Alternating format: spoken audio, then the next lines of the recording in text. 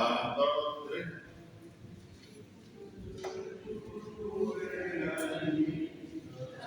Vous connaissez. Alors j'aime bien cette chanson. Vous pouvez, même si ce n'est pas la chanson du pape Benoît XVI ou de Léon, vous pouvez l'écouter pendant ce temps de l'Avent. Comme quelque chose qui, de manière toute humaine, nous dit ce que parfois pauvrement nous exprimons, nous attendons. L'expérience de l'attente, nous l'avons. Nous attendons beaucoup de choses. Attendre chez le boucher, attendre au marché son tour, attendre de prendre son sapin, attendre chez le dentiste. C'est très joyeux. Attendre, attendre. Ce n'est pas la même chose que l'attente de la grand-mère qui attend, qui espère son petit-fils. Ce n'est pas la même tonalité que l'attente du couple qui est en espérance d'enfant. Ce n'est pas la même attente que celui qui espère un résultat heureux pour des questions de santé. L'attente, elle peut être éprouvante, elle peut être joyeuse. Ce qui la caractérise de manière générale, c'est une tension de l'être qui fait qu'on guette comme un veilleur le surgissement d'un événement qui va apporter quelque chose, qui va transformer quelque chose, ou qui va même donner un titre, comme la maman qui devient grand-mère, comme celui qui devient tonton, comme celui qui devient parent. Attends. Telle est notre condition humaine jusqu'à la fin de nos jours. Tant que nous respirons, nous attendons toujours quelque chose. Je me souviens quand on était jeune et qu'on se plaignait, mon grand-père il disait « Pèse-toi, si tu as un peu mal, la vie te promet encore quelque chose. » Tant que tu respires, il y a un surgissement. Alors vous et moi, ce qui nous caractérise, c'est de vouloir savoir ce qui va arriver, de vouloir l'arracher à l'avenir, de vouloir l'arracher au futur. Nous aimerions celui qui a envie d'avoir une promotion professionnelle, il est impatient de rentrer dans la tête de son responsable, de son manager ou autre, et de savoir ce qu'ils sont en train de décider. Il y a cette impatience qui guette, qui est structurellement liée à l'attente. Attendre. Attendre. Dans le psaume que nous avons chanté tout à l'heure, si vous avez fait attention, celui qui s'exprime, on a l'impression qu'il a longtemps attendu quelque chose. Il attendait peut-être son tour, il attendait peut-être un messager, que quelqu'un vienne lui dire « ça y est, il faut aller dans la maison du Seigneur ». Alors il s'exclame avec une allégresse contagieuse.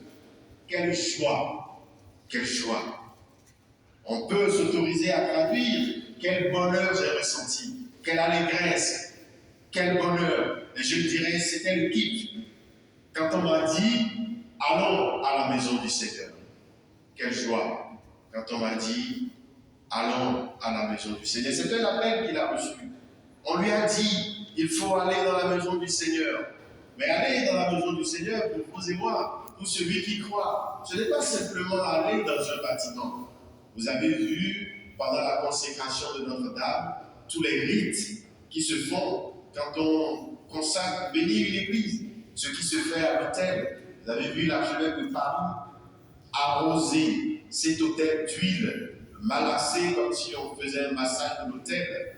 Et certains, pendant le jubilé de Montmartre, vous avez vu l'archevêque de Paris en marquant ces colonnes qui structurent cette église d'huile sainte d'une consécration, comme si la prière de toute l'église en faisait une maison habitée. Alors celui qui prie, il est pèlerin, il a marché longtemps pour arriver. Et quand il arrive et qu'il voit ce temple, eh bien, son bonheur commence déjà. Et quand il arrive là, il se dit, maintenant nous voici, nous voilà devant tes portes. Parfois, vous avez fait des pèlerinages où il y a des marches, où on veut aller dans un lieu, à Rocamadour, ou à Rome, ou à Fatima, et puis vous marchez, et il faut aller ou à Lourdes. Et quand on arrive là à la grotte, où qu'on vit un temps très fort, on a ce bonheur-là, de se dire, mais c'est ça, la procession flambeau à Lourdes, et bien vous dites, voilà. Et on a ce sentiment très fort qui nous dépasse de se dire, elle est là quand même l'Église. Et parfois, celui qui ne croit pas, vous avez entendu le témoignage de Gad Elmaleh, celui qui n'est pas forcément chrétien ou qui n'appartient pas au cercle des pratiquants de tous les dimanches, il participe à ce grand événement où il visite une grande église et se dit, why not? Il y a quelque chose de vrai et de profond dans toute cette réalité-là. Il entrevoit. Le psalmiste, lui, ne fait pas que l'entrevoir. Quand il rentre finalement, maintenant, nous voici dans tes murs, ville où tout ensemble ne fait qu'un. Ville où tout ensemble ne fait qu'un. Ce n'est pas seulement de la ville qu'il s'agit, il s'agit de cette présence de Dieu.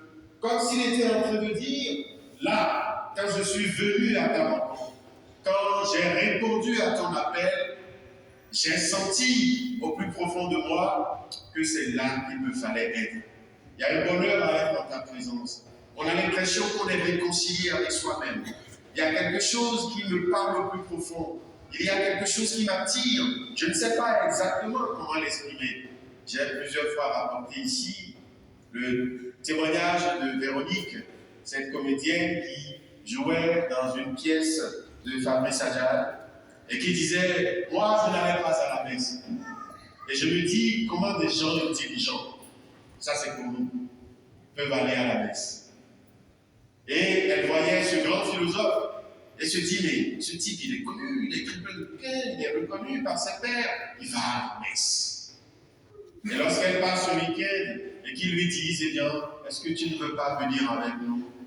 Non, je ne vais pas aller dans votre église froide, c'est chauffé ce matin. Et puis elle se dit, bon, il n'y a quand même pas les contrariés, ils me font l'hospitalité de week-end. Alors elle décide d'aller à la messe. Et puis elle arrive. Au début, comme on est un peu dépaysé quand on n'est pas pratiquant, il se lève, il s'assied, il répond à des choses, on ne sait pas exactement ce qu'ils disent. Et à un moment, on dit, donnez-vous la paix. Et puis elle dit, avant que quelqu'un se tourne vers moi, je me suis mise à pleurer. Comme si ce donnez-vous la paix était quelque chose pour elle. Peut-être que dans son cœur, elle attendait, et c'était son témoignage après, elle attendait cette paix. Elle attendait comme une voix qui vient lui dire, sois toi-même, retrouve-toi. C'est là qu'il faut être. Quelqu'un qui fasse l'unité de sa personne, qui réconcilie les blessures de son passé et la soif profonde de son existence. Elle guettait. Même comme elle disait, elle avait une église, une idée au peu d'une maison vieille qui castre les gens. Elle avait horreur de la morale de l'église. Elle ne voyait que ça. Elle n'imaginait pas qu'il y a un appel pour la vie, qu'il y a un appel à se réconcilier, qu'il y a un appel à être soi-même, que Dieu ne maigrit pas et ne grossit pas, que Dieu n'a de désir que pour l'homme, que Dieu n'a de projet que la réalisation de nos vies. Pas seulement matériel. On se le disait dimanche dernier, rien ne comblera la soif de sens d'une vie, le deuil long qu'on traverse, les larmes intérieures que l'on coule. On a besoin d'entendre un appel pour notre existence. Véronique l'a entendu. Et cela l'a unifiée avec elle-même et finalement va transformer aussi sa relation avec les autres. Maintenant, nous voici dans des murs, ville où tout ensemble ne fait qu'un. C'est l'appel que nous entendons dans l'évangile d'aujourd'hui. Quand le Seigneur nous appelle à demeurer en éveil, en veille. Le temps de l'Avent nous rappelle ce que nous vivons dans l'ordinaire. Nous sommes, plus que nous le désirons, plus que nous ne pensons, des soupirants. Je vous soupçonne de vouloir que Dieu soit proche, de désirer qu'il ne se cache pas. Je vous soupçonne de vouloir que Dieu se montre. Je vous soupçonne d'avoir rêvé un jour qu'il vous confirme dans votre foi en vous donnant un signe ostensible, qu'il accomplisse une guérison à tel moment, qu'il vous montre dans l'hostie